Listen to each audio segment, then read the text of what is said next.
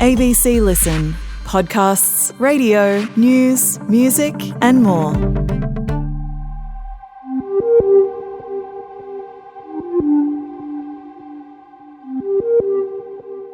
The trial of Erin Patterson is finally underway. Welcome to Mushroom Case Daily. I'm the ABC's court reporter, Kristian Silver. And I'm Mushrooms producer, Stephen Stockwell, and you can't take two steps in Morwell at the moment without bumping into someone associated with this trial.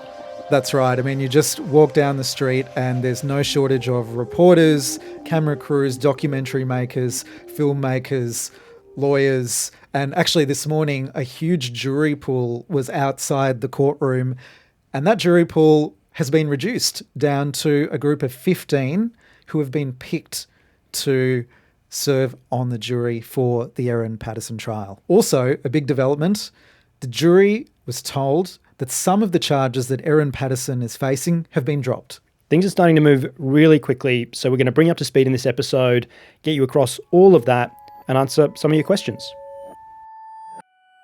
The small town mystery that's gripped the nation just a week after 4 people sat down for a family lunch in rural Victoria. 3 of them were dead. On the menu was beef Wellington, a pastry filled with beef and a pate made of mushrooms. But Erin Patterson has strongly maintained her innocence. It's a tragedy what's happened. I'm so devastated. I love them. So today was the last of the trial preparations. We had the jury pick today, which we'll get to shortly. But you mentioned earlier there was some really big news around some of the charges that Erin Patterson had been facing. That's correct. So Justice Christopher Beale told the jury today that Erin Patterson had previously been charged with 3 counts of attempted murder in relation to her estranged husband, Simon. The judge told the jury those charges had been discontinued, i.e. dropped. And he said, put that out of your mind when you consider the evidence in this trial. So just to clarify, Erin Patterson is still facing charges of murder and attempted murder in relation to the beef Wellington lunch. She's facing 3 murder charges and 1 attempted murder charges. That is all still going ahead, and that is the subject of this trial. Is it unusual for a judge during the jury directions to say something like that, to outline that or point that out? Well, I think given the huge public interest and widespread knowledge about the background of this case, he was kind of calling out a bit of an elephant in the room by saying that these attempted murder charges are no longer proceeding. And he was also demonstrating the trust that he's placing in this jury to follow his instructions. He's told them, put this out of your mind, do not consider it. He's not treating them like children. He's being upfront and clear with them. That's usually how a judge would work, or do sometimes they're a bit more pointed in what they expect of a jury? I think sometimes in trials things are delicately omitted, but in this case, Justice Beale is being expressly clear about the state of play and what he expects. Yeah, and all of this was happening today. As you mentioned earlier, the jury was picked, and all of this was happening during what are called jury directions, where they're kind of told what they're supposed to do. Can you tell me a bit about what the jury directions are and what that process is about? Yeah, the jury directions, essentially, I like to call it the judge's pep talk. I mean, most people who serve on a jury haven't done this before, and safe to say, none of the jury members in this case have ever served on a trial that is as massive as this. That is obvious. So as part of this pep talk, the judge goes over the jury's responsibilities. He's told them that they are the only deciders of the facts in this case. Don't go and look at the media. If you see something on the news, change the channel, is what he said. If you see something in the paper, flip to the next page. Don't be influenced by what family and friends have to say. Block that out. It's all about what they hear and the decision that they reach independently. Is this like quite a serious, really kind of like overbearing talk that the judge gives at this point? No, it's not. It's what we hear in every trial, but I think the point really needs to be made when you've got a trial of this magnitude. Yeah. And how descriptive or direct does Justice Beale get, or does a judge usually get, when they're going through and explaining what the expectations of a jury are? With what Justice Beale said today, he explained a little bit of the trial process, that, there's going to be the openings first and then the evidence, and then they'll go away and decide and then come back with a verdict. But he also talked about how they should assess the evidence. And he said to them, and I quote, "You should dismiss any feelings of sympathy or prejudice you may have in relation to Erin Patterson. You must dispassionately weigh the evidence. Use your head, not your heart." So very clear instructions. And again, the focus on what the evidence is presented to the trial and blocking out that external noise. Yeah, right. Okay. And was this, overall just like a pretty kind of like strict, tense, terse exchange? Justice Beale, I think today showed that he can deliver some strict instructions, but there's also some moments of warmth. I don't think he wanted to put the fear of God into the jury panel today, which is probably a smart thing. He even cracked a bit of a joke, and there was some smiles and laughter in the courtroom when he was talking about the court sitting hours, which are going to be roughly from about 10:30 a.m. to 4:30 p.m. each day, with a 1 hour lunch break. Now, he joked that some people think that that's pretty slack. But he said, "I think you'll find it very demanding, and that the decisions they have to make are so important, and the attention they have to give to these witnesses is so intense."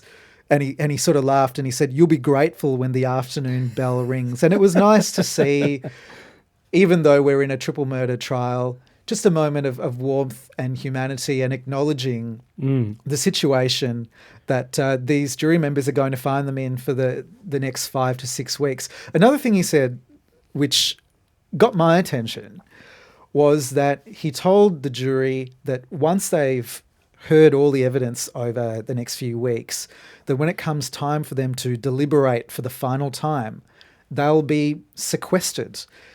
And so what, like put in a hotel or something?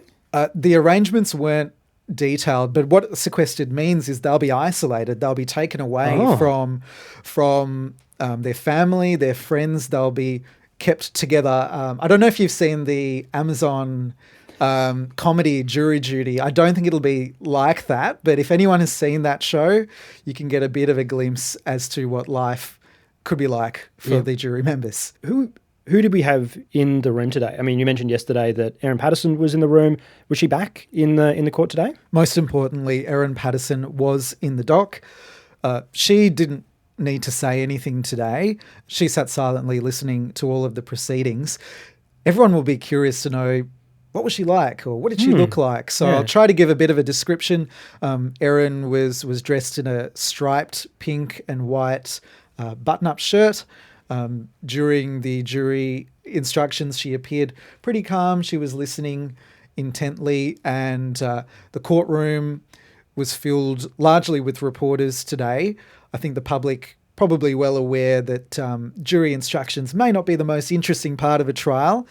So I think from tomorrow we'll see that demand for seats in the courtroom will be very high. Also in the court today, the bar table was also full with lawyers from both sides. Colin Mandy SC is the lead barrister for the defence, and Nanette Rogers SC is leading the prosecution team. And surrounding them are several other lawyers as part of that team. Now, as we mentioned in our last episode, we have had a lot of emails that have been sent to mushroomcasedaily@abc.net.au, including a slight avalanche overnight after our episode yesterday, where people have reached out with questions. A lot of those questions last night wanted to know about the attempted murder charges, which we spoke about at the start of the episode. We've answered them for you. We do have one from my dad, actually, right. Of all people. He says, "Thanks to Kristian for your knowledge, and to Stocky for your layman's lack of it." Thanks, Dad. If the public can attend hearings, what happens if a heap of people turn up? Is it like a first come, first served basis? Or do you book by something? Do they provide crowd control? And what happens if the public behaves inappropriately, like shouting or demonstrating or carrying on? Well, great question. So firstly, in terms of the courtroom layout, there's about, 35, 40 seats that are reserved for members of the public and reporters and other lawyers and security guards as well. So seating is pretty limited. I don't know the exact number of seats that will be made available for the public tomorrow when the openings get underway, but you probably count it on two hands. Yep. It's going to be tough for anyone who's really keen to get into that courtroom, but I think if you're in Morwell and you want to come along, the best way is just to come to court, line up and chance your arm. Yep. As for the reporters, only 6 seats each day are going to be allocated to the reporters to cover the trial. Other seats will be reserved for family members and things like that. Yep. So pretty tough to get in. As to crowd control, yes, there are some police, security guards in the court. From my previous experience, if people misbehave, that is not tolerated at all by the courts. I'm sure we won't see it in this trial, but I have seen in previous trials, if people carry on or try to pull a stunt, they're kicked out of the courtroom pretty quickly. Yep. And we have another email here from Ruby, who has written in to correct us on our pronunciation, which I very much appreciate. So if you are listening and we're getting something wrong, just please get in touch. We're very responsive. Ruby is highlighting that we are pronouncing Korumburra wrong. So I think I might have said at some point Korumburra. I think I may have said that too. Yeah, look, we're probably both guilty of this. But it is Korumburra with a U. And this is a real point of discussion at the moment in Morwell, where we are at the moment. While we were having dinner last night, there was an email passed around correcting our pronunciation of Morwell. We should be saying Morwell, not Morwell. Morwell. Yeah, so Morwell was the recommendation. Much discussion around the table as to whether or not that advice was correct. But if you have thoughts, get in touch with us. And our final question for today's episode is from Joanne. It's a really interesting one, actually, that I've never considered, I'd never thought about, which was quite surprising. She's asked, my friend and I really want to know what was for dessert. This is talking about the lunch. Beef Wellington, followed by what? Great question, Joanne. Hopefully we'll hear that tomorrow. Great segue to what's coming up tomorrow. The trial openings will get underway, and that's when the prosecution will lay out their case. We know some of the background of this story, obviously, but the prosecution is going to give a detailed overview of the case they're putting against Erin Patterson. Whether that includes the dessert, I guess we'll find out. But if it is mentioned by prosecutor Nanette Rogers, we'll definitely include that in the details, because I'm also keen to know. Tomorrow, one of the biggest days with the opening statements. And Kristian, you'll be in the room for that? Absolutely. I was one of the lucky reporters to win the ballot. It's like Willy Wonka's golden ticket. So that is great. And what I hope to do is describe the atmosphere in the court there. So the prosecution and defence will both get up to give their opening statements. This is a key moment in every trial. A big episode tomorrow. Yep. Make sure you are following Mushroom Case Daily on the ABC Listen app. Get that app if you don't have it. Make sure you follow Mushroom Case Daily. That way you won't miss an episode. We'll bring that to you as soon as Kristian's out of court and we can get back into our little studio here and record that and get it up for you. So, yeah, make sure you're following along. This has been a long time coming, so it's pretty momentous that this is finally getting underway.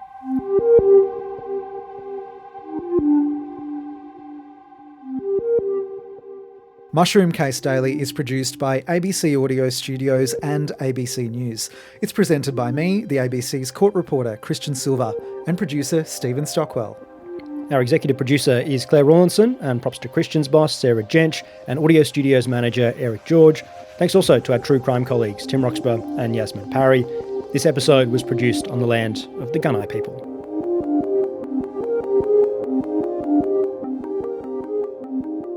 You've been listening to an ABC podcast. Discover more great ABC podcasts, live radio and exclusives on the ABC Listen app.